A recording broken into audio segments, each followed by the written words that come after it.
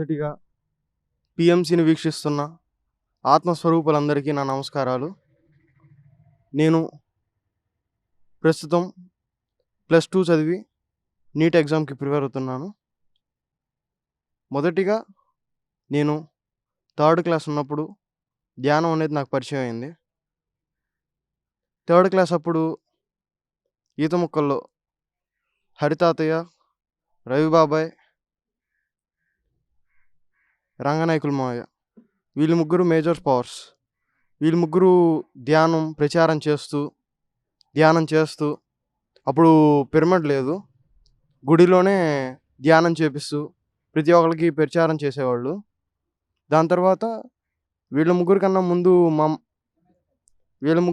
ముందు మా మామయ్య శశికిషోర్ మామయ్య నాకు చెప్పాడు, ధ్యానం చేయండి. వాళ్ళు చిన్నప్పటి నుంచి చేస్తున్నారు. చెప్పారు కానీ మేము చేయలేదు. చెప్పిన ఒక 10 సంవత్సరాల నుంచి చెప్తానే ఉన్నారు. దాని తర్వాత మేము చిన్నగా నాన్ వెజ్ మానేయడం, దాని తర్వాత ధ్యానం చేయడం జరిగింది. మొదటిగా ఫస్ట్ ఈత ముక్కలో స్టార్ట్ అయింది ఎప్పుడంటే ఆంజనేయ స్వామి గుడిలో అందరం కలిసి ధ్యానం మొదలుపెట్టాము. దాని తర్వాత అప్పుడే ఒక చిన్న ర్యాలీ జరిగింది. దాని తర్వాత భావనర్షి గుడిలో ధ్యానం చేశాము. 2 సంవత్సరాల క్రితం 108 రోజులు అఖండ ధ్యానం జరిగింది. దాని తర్వాత అక్టోబర్ 2న గాంధీ జయంతి సందర్భంగా అహింసా ర్యాలీ జరిగింది. దానికి జక్కా వీరరాఘవ్ గారు, మానస్ సరోవర నిర్మించిన సార్ రామరెడ్డి గారు ప్రతి ఒక్కరు వచ్చారు. దాదాపు 2000 మంది పైగా జనాభా వచ్చారు. మామూలుగా ధ్యానం చేస్తే ఎనర్జీ వస్తుంది. పిరమిడ్లో ధ్యానం చేస్తే మూడింతల ఎనర్జీ వస్తుంది. అదే ర్యాలీ చేస్తే దానికి మించిన ఎనర్జీ వస్తుంది. ర్యాలీ చేయడం అంటే సేవ చేయడం అని అర్థం. ర్యాలీ వల్ల చాలామందికి జ్ఞానం తెలుస్తుంది. కాబట్టి ఈ ర్యాలీ చేసేటప్పుడు మాకు అనంతమైన శక్తి వస్తుంది. ఆ రోజు విశేషం ఏంటంటే నా బర్త్డే రోజే ర్యాలీ జరిగింది. అది నాకు చాలా లక్కీ. ఇంకోటి ఏంటంటే నేను ఈత ముక్కల్లో ఇక్కడ పెరిగాను. తర్వాత 7th క్లాస్ నుంచి నేను మా మామయ్య వాళ్ళ దగ్గర చదువుకోవడం జరిగింది. అక్కడ వాళ్ళు ఫుల్ మెడిటేషన్లో ఉంటారు. ఇప్పుడు మెడిటేషన్ చేస్తూ ఉంటారు. ఎప్పుడు ఆధ్యాత్మికంగా ఉంటారు. ఆధ్యాత్మిక సత్యన సాంగత్యం చేస్తూ ఉంటారు. అక్కడికి రోజు క్లాసులకు వెళ్ళడం, వీక్‌కి 2 టైమ్స్ అయినా క్లాసులు కంపల్సరీగా ఉంటుంది.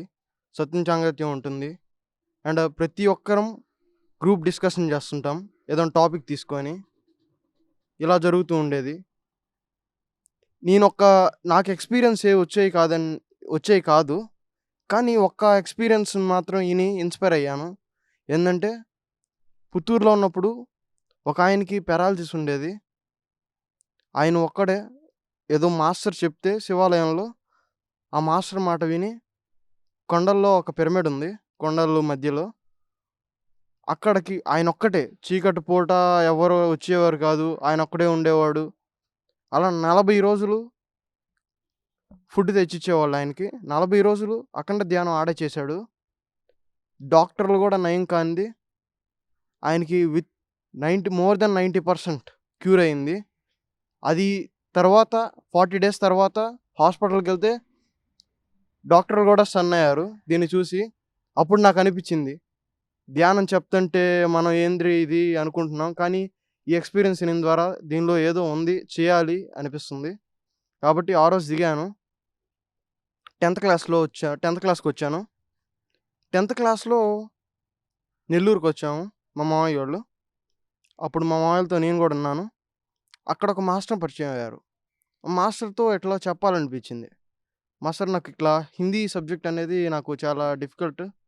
హిందీ ఒక్కటే నాకు చాలా భయంగా ఉండేది. రాయలేను, చదవలేను. ఆ సబ్జెక్ట్ అంటే అసలు ఇష్టం లేదు. కోపం ఉండేది ఆ సబ్జెక్ట్ అంటే. అప్పుడు ఆ మాస్టర్ ఒక్కటే చెప్పాడు, ఆ సబ్జెక్ట్ అంటే ఫస్ట్ ఇష్టం పెంచుకోవాలి.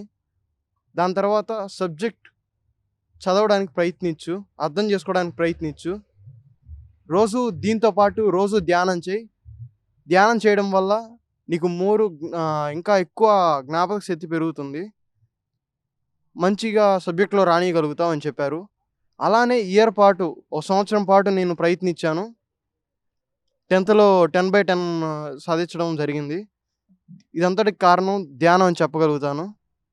ఎందుకంటే ధ్యానం వల్ల ఎంత శక్తొస్తుంది, ఎంత ప్రయోజనాలున్నాయి అనేది నాకు 10థ్ క్లాస్‌లో తెలుసుకోగలిగాను.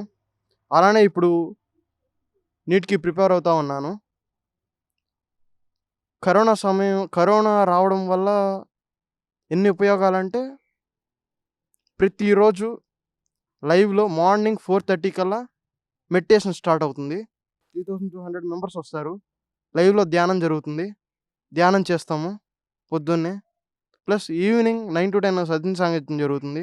దానిలో పాల్గొంటున్నాము. దీనివల్ల ఎంత ఇంప్రూవ్‌మెంట్ అంటే, మీ అందరికి ఒకటి చెప్పాలి. 6థ్ క్లాస్‌లో ఉన్నప్పుడు నాకు చాలా సివియర్ హెడేక్ ఉండేది. స్పెట్స్ తీసుకున్నాము. ఏం తగ్గలేదు. But when I enter into the meditation, ఎప్పుడైతే మెడిటేషన్‌లోకి ఎంటర్ అయ్యామో, నాకు చాలా వరకి హెడేక్ క్యూర్ అయింది. నేను చాలా బాగా చదువులో రాణించగలుగుతున్నాను. మెయిన్‌గా ఏందంటే, మీరందరూ గూడా ధ్యానం చేయండి. చేయడం వల్ల చాలా లాభాలున్నాయి. మీరు పొందగలుగుతారు. నాకు మెయిన్ ఎక్స్‌పీరియన్స్ ఏందంటే, ఒకే ఎక్స్‌పీరియన్స్ మొదటి నుంచి ఇప్పటి వరకు. ధ్యానం చేస్తూ ఉన్నప్పుడు భ్రూమధ్యంలో నొప్పిలాగా వస్తుంది. అదేందంటే శ్వాస తీసుకోగా శ్వాసొచ్చి భ్రూమధ్యంలో ఆగుతుందని చెప్పారు మాస్టర్స్. అది గుడ్ ఎక్స్‌పీరియన్స్ అన్నారు. నమ్ముతున్నాను. అలానే ధ్యానం చేస్తూ ఉన్నాను. ఈ అవకాశం ఇచ్చిన పీఎంసీ వాళ్ళకి, అలాగే పత్రి సార్‌కి, స్వర్ణ పత్రి మేడంకి, ప్రతి ఒక్కరికి నా ధన్యవాదాలు. పీఎంసీ చాలా అద్భుతమైన ఛానల్. పీఎంసీ వల్ల లాభాలేందయ్యా అంటే, మామూలుగా ఒక క్లాస్‌కెళ్తాము, 2 క్లాసులకెళ్తాము. ప్రతి క్లాస్‌కెళ్ళాలంటే మన వల్ల కాదు. అదే పీఎంసీ అయితే ఎక్కడ జరిగేదైనా మన ఇంట్లో కూర్చొని చూడొచ్చు. చేతిలో ఒక స్మార్ట్ ఫోన్ ఉన్నా, లేదంటే టీవీ ఉన్నా, పీఎంసీలో లేదా వరల్డ్ వైడ్‌గా ఏ క్లాసులు జరుగుతున్నా మనం ఇంట్లో కూర్చొని చూడొచ్చు. దానివల్ల చాలా లాభాలున్నాయి. పీఎంసీ మామూలుగా క్లాస్ పెడితే ఒక 100 మెంబర్స్ వస్తారు, 200 మెంబర్స్ వస్తారు, గట్టిగా 1000 మెంబర్స్ వస్తారు. అదే పీఎంసీలో చూస్తే వరల్డ్ వైడ్‌గా చూస్తారు. కొన్ని లక్షల మంది చూస్తారు. ఆ లక్షల మంది చూడడం వల్ల ఒకళ్ళకి తక్కువ ఎనర్జీ ఉండొచ్చు. ఒకళ్ళకి ఎక్కువ ఎనర్జీ ఉండొచ్చు. ఆహ్, అందరం ఒకేసారి ధ్యానం చేయడం, ఒకేసారి క్లాస్‌లు వినడం వల్ల అందరి ఎనర్జీ కనెక్ట్ అయ్యి, ఎనర్జీ తక్కువ ఉన్న వాళ్ళకి, మంచి ఎక్స్‌పీరియన్స్ లేని వాళ్ళకి కూడా ధ్యానం బాగా కుదిరే అవకాశం ఉంటుంది. దీనివల్ల చాలా లాభాలున్నాయని నేను అనుకుంటున్నాను. ప్రతి ఒక్కరు ధ్యానం చేయండి. ఈ అవకాశం ఇచ్చిన పీఎంసీ ఛానల్ వారికి, పత్రి సార్‌కి, స్వర్ణాల పత్రి మేడంకి నా పాదాభివందనాలు. ధన్యవాదం.